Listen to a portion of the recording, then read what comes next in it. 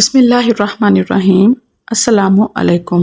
اس قسط میں 100 اونٹوں کی قربانی کا واقعہ بیان کیا جائے گا۔ عبد المطلب کو یہ حکم اس وقت دیا گیا جب وہ اپنی منت بھول چکے تھے۔ پہلے خواب میں ان سے کہا گیا منت پوری کرو۔ انہوں نے ایک مینڈا ذبح کر کے غریبوں کو کھلا دیا۔ پھر خواب آیا اس سے بڑی پیش کرو۔ اس مرتبہ انہوں نے ایک بیل ذبح کر دیا۔ خواب میں پھر یہی کہا گیا اس سے بڑی پیش کرو۔ اب انہوں نے اونٹ ذبح کیا۔ پھر خواب آیا اس سے بھی بڑی چیز پیش کرو۔ انہوں نے پوچھا اس سے بھی بڑی چیز کیا ہے؟ تب کہا گیا اپنے بیٹوں میں سے کسی کو ذبح کرو جیسا کہ تم نے منت مانی تھی۔ اب انہیں اپنی منت یاد آئی، اپنے بیٹوں کو جمع کیا، ان سے منت کا ذکر کیا۔ سب کے سر جھک گئے۔ خود کو کون ذبح کرواتا؟ آخر عبداللہ بولے ابا جان آپ مجھے ذبح کر دیں۔ یہ سب سے چھوٹے تھے، سب سے خوبصورت تھے، سب سے زیادہ محبت بھی عبد المطلب کو انہی سے تھی، لہٰذا انہوں نے قرعہ اندازی کرنے کا ارادہ کیا۔ تمام بیٹوں کے نام لکھ کر قرعہ ڈالا گیا۔ عبداللہ کا نام نکلا۔ اب انہوں نے چھری لی، عبداللہ کو بازو سے پکڑا اور انہیں ذبح کرنے کے لیے نیچے لٹا دیا۔ جوں ہی باپ نے بیٹے کو لٹایا، عباس سے ضبط نہ ہو سکا، فوراً آگے بڑھے اور بھائی کو کھینچ لیا۔ اس وقت یہ خود بھی چھوٹے سے تھے۔ ادھر باپ نے عبداللہ کو کھینچا۔ اس کھینچا تانی میں عبداللہ کے چہرے پر خراشیں بھی آئیں۔ ان خراشوں کے نشانات مرتے دم تک باقی رہے۔ اسی دوران بنو مخزوم کے لوگ آ گئے۔ انہوں نے کہا آپ اس طرح بیٹے کو ذبح نہ کریں، اس کی ماں کی زندگی خراب ہو جائے گی۔ اپنے رب کو راضی کرنے کے لیے بیٹے کا فدیہ دے دیں۔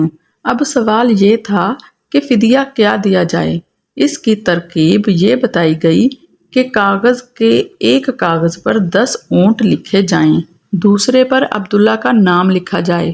اگر 10 اونٹ والی پرچی نکلے تو 10 اونٹ قربان کر دیے جائیں، اگر عبداللہ والی پرچی نکلے تو 10 اونٹ کا اضافہ کر دیا جائے، پھر 20 اونٹ والی پرچی اور عبداللہ والی پرچی ڈالی جائے۔ اب اگر 20 اونٹ والی پرچی نکلے تو 20 اونٹ قربان کر دیے جائیں، ورنہ 10 اونٹ اور بڑھا دیے جائیں۔ اس طرح 10-10 کر کے اونٹ بڑھاتے جائیں۔ عبد المطلب نے ایسا ہی کیا ہے، 10-10 اونٹ بڑھاتے چلے گئے۔ ہر بار عبداللہ کا نام نکلتا چلا گیا، یہاں تک کہ اونٹوں کی تعداد 100 تک پہنچ گئی۔ تب کہیں جا کر اونٹوں والی پرچی نکلی۔ اس طرح ان کی جان کے بدلے 100 اونٹ قربان کیے گئے۔ عبد المطلب کو اب پورا اطمینان ہو گیا کہ اللہ تعالیٰ نے عبداللہ کے بدلہ 100 اونٹوں کی قربانی منظور کر لی ہے۔ انہوں نے کعبے کے پاس 100 اونٹ قربان کیے اور کسی کو کھانے سے نہ روکا۔ سب انسانوں، جانوروں اور پرندوں نے ان کو کھایا۔ امام ظاہری کہتے ہیں کہ عبد المطلب پہلے آدمی ہیں جنہوں نے آدمی کی جان کی قیمت 100 اونٹ دینے کا طریقہ شروع کیا۔ اس سے پہلے 10 اونٹ دیے جاتے تھے۔ اس کے بعد یہ طریقہ سارے عرب میں جاری ہو گیا۔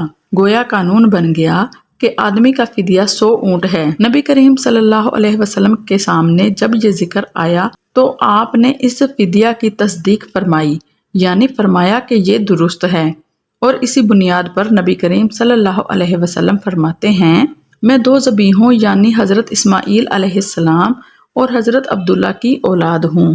حضرت عبداللہ قریش میں سب سے زیادہ حسین تھے۔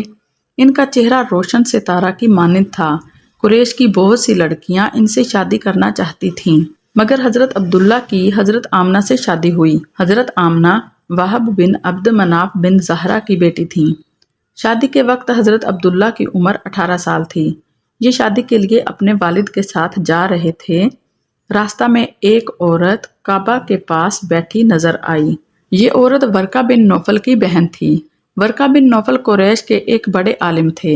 ورقہ بن نوفل سے ان کی بہن نے سن رکھا تھا کہ وقت کے آخری نبی کا ظہور ہونے والا ہے، اور ان کی نشانیوں میں سے ایک نشانی یہ ہوگی کہ ان کے والد کے چہرے میں نبوت کا نور چمکتا ہوگا۔ جو ہی اس نے عبداللہ کو دیکھا، فوراً اس کے ذہن میں یہ بات آئی۔ اس نے سوچا ہو نہ ہو یہ وہ شخص ہے جو پیدا ہونے والے نبی کے باپ ہوں گے۔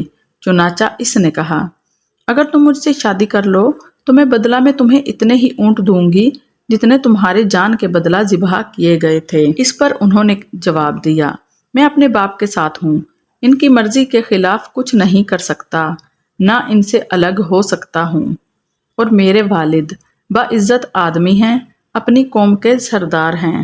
بہرحال ان کی شادی حضرت آمنہ سے ہو گئی۔ آپ قریش کی عورتوں میں نسب اور مقام کے اعتبار سے افضل تھیں۔ حضرت آمنہ حضرت عبداللہ کے گھر آ گئیں۔ آپ فرماتی ہیں، جب میں ماں بننے والی ہوئی تو میرے پاس ایک شخص آیا، یعنی ایک فرشتہ انسانی شکل میں آیا۔ اس وقت میں جاگنے اور سونے کے درمیانی حالت میں تھی۔ عام طور پر اس حالت کو غنودگی کہا جاتا ہے۔ اس نے مجھ سے کہا، کیا تمہیں معلوم ہے تم اس امت کی سردار اور نبی کی ماں بننے والی ہو؟ اس کے بعد وہ پھر اس وقت آیا جب نبی صلی اللہ علیہ وسلم پیدا ہونے والے تھے۔ اس مرتبہ اس نے کہا، جب تمہارے ہاں پیدائش ہو تو کہنا، میں اس بچے کے لیے اللہ کی پناہ چاہتی ہوں، ہر حسد کرنے والے کے شر اور برائی سے۔ پھر تم اس بچے کا نام محمد رکھنا، کیونکہ ان کا نام تورات میں احمد ہے، اور زمین اور آسمان والے ان کی تعریف کرتے ہیں، جبکہ قرآن میں ان کا نام محمد ہے، اور قرآن ان کی کتاب ہے۔ ایک روایت کے مطابق فرشتے نے ان سے یہ کہا، تم وقت کے سردار کی ماں بننے والی ہو۔ اس بچے کی نشانی یہ ہوگی کہ اس کے ساتھ ایک نور ظاہر ہوگا، جس سے ملک شام اور بصرہ کے محلات بھر جائیں گے۔ جب وہ بچہ پیدا ہو جائے گا تو اس کا نام محمد رکھنا، کیونکہ تورات میں ان کا نام احمد ہے کہ آسمان اور زمین والے ان کی تعریف کرتے ہیں، اور انجیل میں ان کا نام احمد ہے کہ آسمان اور زمین والے ان کی تعریف کرتے ہیں، اور قرآن میں ان کا نام محمد ہے۔ حضرت عبداللہ کے چہرے میں جو نور چمکتا تھا، شادی کے بعد وہ حضرت آمنہ کے چہرے میں آ گیا تھا۔ امام ظاہری فرماتے ہیں، حاکم نے یہ روایت بیان کی ہے اور اس کو صحیح قرار دیا ہے کہ صحابہ رضی اللہ تعالیٰ عنہ نے حضور نبی کریم صلی اللہ علیہ وسلم سے عرض کیا، اے اللہ کے رسول، ہمیں اپنے بارے میں کچھ بتائیے۔ آپ صلی اللہ علیہ وسلم نے ارشاد فرمایا، میں اپنے باپ ابراہیم علیہ السلام کی دعا ہوں، اپنے بھائی عیسیٰ علیہ السلام کی بشارت ہوں اور خوشخبری ہوں۔ جب میں اپنی والدہ کے شکم میں آیا تو انہوں نے دیکھا، گویا ان سے ایک نور ظاہر ہوا ہے، جس سے ملک شام میں بصرہ کے محلات روشن ہو گئے۔ حضرت آمنہ نے حضرت حلیمہ سعدیہ سے فرمایا تھا، میرے اس بچے کی شان نرالی ہے، یہ میرے پیٹ میں تھے تو مجھے کوئی بوجھ اور تھکن محسوس نہیں ہوئی۔ حضرت عیسیٰ علیہ السلام وہ آخری پیغمبر ہیں جنہوں نے آپ صلی اللہ علیہ وسلم کی آمد کی خوشخبری سنائی ہے۔ اس بشارت کا ذکر قرآن میں بھی ہے۔ سورہ صف میں اللہ تعالیٰ فرماتے ہیں، اور اسی طرح وہ وقت بھی قابل ذکر ہے جبکہ عیسیٰ ابن مریم علیہ السلام نے فرمایا کہ اے بنی اسرائیل، میں تمہارے پاس اللہ کا بھیجا ہوا آیا ہوں کہ مجھ سے پہلے جو تورات آ چکی ہے میں اس کی تصدیق کرنے والا ہوں، اور میرے بعد جو ایک رسول آنے والا ہے ان کا نام مبارک احمد ہوگا، میں ان کی بشارت دینے والا ہوں۔ اب چونکہ حضرت عیسیٰ علیہ السلام یہ بشارت سنا چکے تھے، اس لیے ہر دور کے لوگ آپ صلی اللہ علیہ وسلم کی آمد کا بے چینی سے انتظار کر رہے تھے۔ ادھر آپ کی پیدائش سے پہلے ہی حضرت عبداللہ انتقال کر گئے۔ سابقہ کتب میں آپ کی نبوت کی ایک علامت یہ بھی بتائی گئی ہے کہ آپ کے والد کا انتقال آپ کی ولادت سے پہلے ہو جائے گا۔ حضرت عبداللہ ایک تجارتی قافلے کے ساتھ تجارت کے لیے گئے تھے، اس دوران بیمار ہو گئے اور کمزور ہو کر واپس لوٹے۔ قافلہ مدینہ منورہ سے گزرا تو حضرت عبداللہ اپنے ننیال یعنی بنو نجار کے ہاں ٹھہرے۔ ان کی والدہ بنو نجار سے تھیں، 1 ماہ تک بیمار رہے اور انتقال کر گئے۔ انہیں یہیں دفن کر دیا گیا۔ تجارتی قافلہ جب حضرت عبداللہ کے بغیر مکہ مکرمہ پہنچا اور عبد المطلب کو پتہ چلا کہ ان کے بیٹے عبداللہ بیمار ہو گئے ہیں اور مدینہ منورہ میں اپنے ننیال میں ہیں، تو انہیں لانے کے لیے عبد المطلب نے اپنے بیٹے زبیر کو بھیجا۔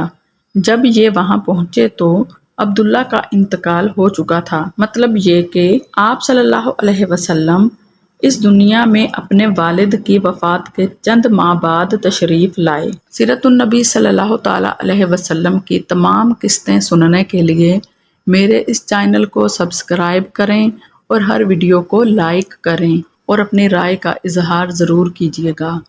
اللہ تعالیٰ آپ کی ہر دعا کو قبول فرمائے۔ اللہ تعالیٰ تمام امت محمدیہ صلی اللہ تعالیٰ علیہ وسلم کی بخشش فرمائے۔ اللہ حافظ۔